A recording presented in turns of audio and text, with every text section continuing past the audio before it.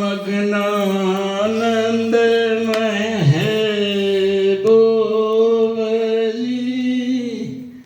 प्रीतानंद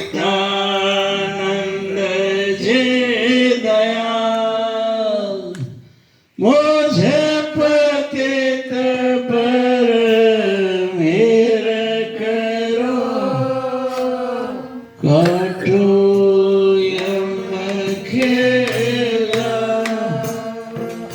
सतगुरु की प्यारी साथ संगत प्रेम से बोलिए प्रेमियों। आज का ये सत्संग इंदल सिंह और भतेरी के प्रांगण में इनके यहाँ पोता होने की खुशी में करवाया जा रहा है। आप सब आए हैं इस मुबारक अवसर पे इस परिवार को शुभकामनाएं देने के लिए, सत्संग सुनने और गुरुओं की वाणी का अनुसरण करने के लिए। सतगुरु की दया इस परिवार आप सब पे बनी रहे, आनंद और खुशहाल रहे, यही सतगुरु के चरणों में विनती है। अभी हम गुरुओं की महिमा का गुणगान करते हैं। सतगुरु हैं हर जीव के लिए, जो इस संसार सागर से छुड़वाकर दूरधाम भेज देते हैं, जहां वापिस आकर जन्म मरण से छुटकारा पाया जाता है। अब इसके लिए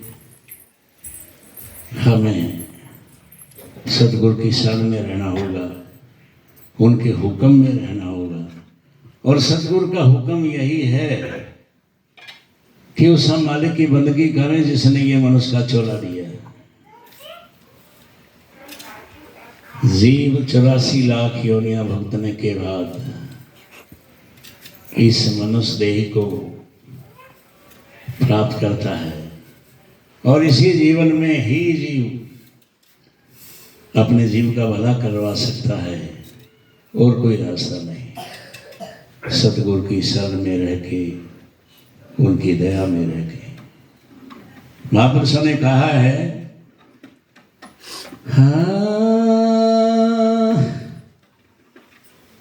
परमपिता मगनानंद जी साहिब का संदेश है। मगनानंद संसार में आया है किस काम, सतगुरु मिलना सेवा करी, खाली जपता। साहिब कहते हैं कि संसार में आए, मनुष्य का जीवन मिल गया, क्या करने के लिए? देखो, उस मालिक ने हमें ये शरीर दिया है, शुक्राना करना है उसका कि हे मालिक, हम आपके ऋणी हैं, आपके शुक्रगुजार हैं। हर कोई जानता है कि बच्चा जब माँ के गर्भ में होता है बहुत यातनाएं सहता है, कि माने जब माँ कुछ तीखा तरा मसालेदार खाना व्यंजन खाती है तो उसके नाजुक शरीर पे लगता है, वो तड़पता है और मालिक से पुकार करता है कि मालिक मुझे इस नरक से निकाल, मैं बाहर आके तेरी भक्ति करूँगा। और जैसे ही वो जन्म लेता है, मोह माया उसको घेर लेती है। अभी हमने परम सतगुरु प्रीतानंद जी साहिब का दोहा गाया था, जिसमें यही बताया था कि प्रीतानंद संसार में मोह माया की बैल पैदा होते ही मोह शुरू हो जाता है, ये तेरा है, ये मेरा है। और माया तो ऐसी ठगनी है, आखिरी सांस तक मालिक से मिलने नहीं देगी, कहीं ना कहीं अटका के भटका के रखेगी। तो सतगुरु का संदेश है, परम सतगुरु प्रीतानंद जी साहिब कहते हैं कि इसके लिए गुरु के चरणों में लग जाओ, उनकी शरण में लग जाओ। जितने दुख, जितने तकलीफ हैं, सब दूर हो जाए। और दुख तकलीफ है क्या? पैदा होते ही जीव मोह माया के चक्कर में लग जाता है और मालिक को भूल जाता है। तब सतगुरु आते हैं कि भैया देख, तेरा वायदा किया है उसको तूने निभाना है। फिर परम पिता कहते हैं, हाँ मगनानंद संसार में धारा मनुष्य शरीर, अब पछताए क्या बन हो गया वक्त अखीर। शायद कहते हैं कि संसार में आए मनुष्य का चोला मिल गया, मनुष्य का शरीर मिल गया, लेकिन कुछ नहीं किया। कई पैदा होते ही दुनिया से चले जाते हैं बच्चे, कुछ बड़े हुए वो उनका नंबर लग जाता है। जवान अवस्था में भी कोई संसार को प्यारे हो जाते हैं, अधेड़ उम्र में बहुत सारे, और वृद्ध अवस्था में तो जाना सभी को है। तो ये एक चक्कर लगा रहता है। तो महात्मा जी कहते हैं कि अगर आखिरी वक्त आ गया तो क्या करोगे? इसलिए इस मालिक की बंदगी, इसका भजन अभी करो।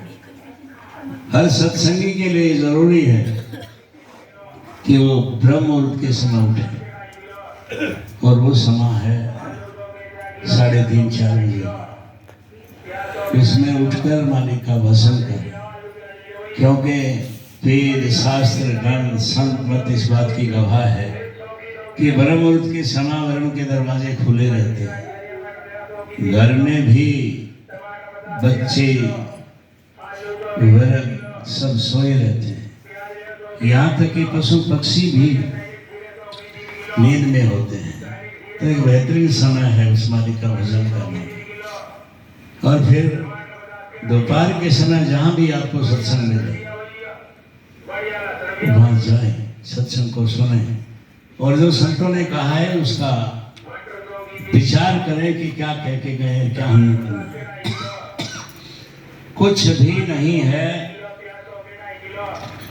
तो आजकल आपके मोबाइल में सत्संग, आपके घर में टेलीविजन में सत्संग है, तो कम से कम घंटा सवा घंटा सत्संग जरूर सुने।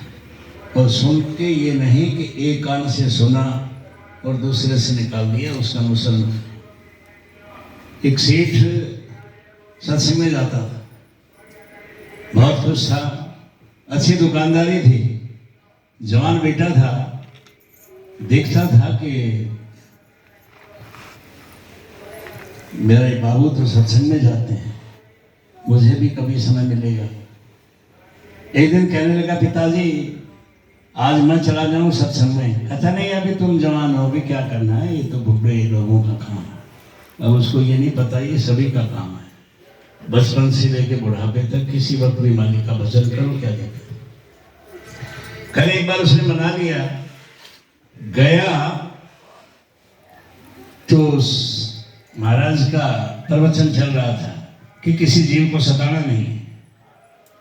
उसने तो पल्ले बांध लिया, आ गया। पिताजी ने पूछा कि क्या हुआ? कहता जी बहुत अच्छी बातें हैं सत्संग में। तो कहता देख बेटा, अभी तेरी उम्र काम करने के, काम कर, कभी कभी चले गए तो अच्छी बात सीखने को तो मिलती है, इसमें कोई दो नहीं। अगले दिन सुबह दुकान खुली, एक गाय आई और बोरी में आटा था, वो खाने लगी। अब उसको वचन आज याद आया गुरु का, महात्मा का, कि किसी भी जीव को सताना नहीं। इधर से सेठ खाना हुआ, सेठ ने आके देखा तो गाय आटा खा रही है और लड़का कुछ कह नहीं रहा। कहता तू देख नहीं रहा? कहता मैं देख रहा हूं। कहता फिर? कहता साधु ने कहा था, संतों का वचन है कि किसी को दुखाना नहीं चाहिए, किसी को दुत्कारना नहीं चाहिए। कहता भैया तू जा, अपना काम कर जाके अंदर, ये मैं देखता हूँ। उसने डंडा उठाया, गाय को भगा दिया। फिर लड़का है, पिताजी आप ही तो सत्संग में जाते हैं। कहता है मैं सत्संग में जाता हूँ, ये कान से सुनता हूँ, दूसरे से निकाल देता हूँ। तो ये सत्संग समझते हैं। तो इस तरह सत्संग की बहुत भारी महिमा बताती है। अब इसको ना समझे तो कोई क्या करे। कहा है, हाँ सत्संग की आधी घड़ी, आधी की पुनियाद, तुलसी संगत साधकी, कटे कोटे अपरा। साहब कहते हैं कि सत्संग की आधी घड़ी, घड़ी कुछ मिनटों की होती है, तो आधी घड़ी तो और भी कम, और आधी की पुनियाद के मतलब उसका चौथाई हिस्सा तो कुछ भी नहीं है। लेकिन संतों का वचन है कि संगत साध की, इतनी देर भी कर लोगे करोड़ों पाप धुल जाए। तो ये होंगे तब जब हम सत्संग में जाएंगे, सत्संग को समझेंगे। सत्संग करता कौन है? सतगुरु। सतगुरु को समझें।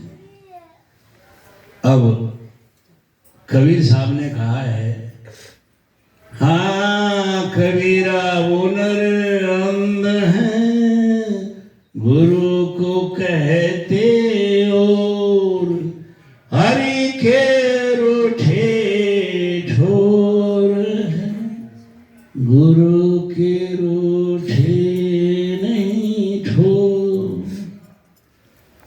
शायद कहते हैं कि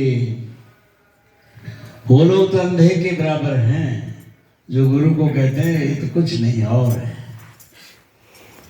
और फिर एक साक्ष्य दिया कि अगर मालिक रूठ जाए तो ठिकाना है, कौन सा? गुरु का। लेकिन गुरु रूठ गया ना तो तुम्हारा कहीं ठिकाना नहीं, दुनिया में कुछ नहीं बनेगा तुम्हारा, मूल्य मिट हो जाएगा। इसलिए गुरु की महिमा बताई और भिन्नता बताई कि गुरु कौन। गुरु गुरु में भेद है, गुरु गुरु में भाव, सोही गुरु नित्य बंदिए जो शब्द बताएगा। अब गुरु कितने हैं? सबसे पहले मां गुरु जिसने जन्म दिया, कितना बलिदान है उसका, कितनी देखभाल, कितना लालन पालन करती है। रोटी नहीं है तो जो भी एक टूक मिला वो पहले अपने बच्चे को निवाला देगी, बच्चा तो खाएगी ना, भूखी रहेगी। पिता दिन रात मेहनत करके, मजदूरी करके, कुछ भी काम करके तुम्हारा लालन पालन करता है, वो गुरु है। स्कूल गए तो अध्यापक गुरु है, क्योंकि घर में पढ़ाई नहीं होती, स्कूल में मास्टर सिखाता है, तो वो गुरु है। हमारे साथ के राजस्थान में मास्टर नहीं बोलते, अध्यापक नहीं बोलते, गुरुजी बोलते हैं, क्योंकि वो ज्ञान देता है। और फिर कोई अनपढ़ रह गया, वो मास्टर के पास जाएगा नहीं, कुछ तो सीखेगा। ड्राइवरी सीखनी है तो ड्राइवर को उस्ताद बनाएगा, उस्ताद भी गुरु होता है, वो हुनर सिखाता है, कैसे गाड़ी चलानी है, कैसे मोड़नी है, कैसे बैक करनी है, सब चीज वो सिखाता है। फिर कहा है सतगुरु। सतगुरु वो है जो शब्द बतावेगा। शब्द कौन है? शब्द मालिक का नाम है। दाव क्या है? शब्द मालिक से मिलने का रास्ता है, वो गुरु बताता है और किसी के पास है ही नहीं। किताब से भी पढ़ लोगे तो रास्ता नहीं मिलेगा, लेकिन जो गुरु बताएगा वो रास्ता मिलेगा। तो इस तरह गुरु हमें ज्ञान देता है। ज्ञान क्या है? ज्ञान प्रकाश है। अज्ञान क्या है? अंधेरा है। अगर हम प्रकाश में हैं तो सब कुछ दिखाई देगा, अंधेरे में है तो कुछ नहीं दिखाई देगा।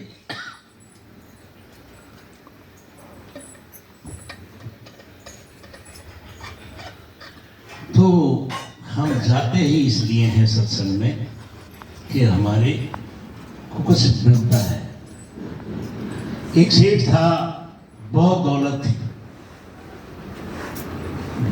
कोई कोठियां, मकान, कारखाने, दुकान, बहुत कुछ था। अभिमान बहुत था कि तेरे के मुकाबले में कोई है नहीं। अब कई बार सौभाग्य है आदमी का, घरवालन अच्छी मिल जाती, वो बताती है देख ये जो कुछ दिया है वो मालिक का दिया हुआ है। तो घरवाली कहती, शिठानी कहती थी कि जो कुछ दिया है उसका दिया। कहता है कैसे दिया हुआ है उसका? दिन रात एक करता हूँ जब मेरे पास ये दौलत है। अब वो समझाए, वो समझे नहीं। अब क्या करें? चल उसने कहा ये काम करो, शहर में साधु लोग आ रहे हैं, उनका सत्संग है, आप सुनने चले जाओ। कहता मेरे पास टाइम कहाँ जाऊँ, मैं इतना टाइम खराब करूँ? कहता नहीं, मेरे कहने से। खैर जी माननी पड़ती है। कहने का ठीक है चला जाता हूँ। गया, अरे बहुत जमावड़ा, हजारों लोग बैठे। जैसे ही गेट के अंदर गया तो किसी ने कहा आओ। तो सोचे यहाँ तो बड़ा स्वागत हो रहा है, बड़ी पूछताछ है। अंदर चला गया तो जहाँ जगह थी वहां और सेवादार था, कहता बैठ जाओ। फिर उसका मन हुआ ये तो बहुत बढ़िया है, बैठ गया। अब था क्या, उसको सत्संग में कोई रुचि थी नहीं, कुछ मजा आया नहीं।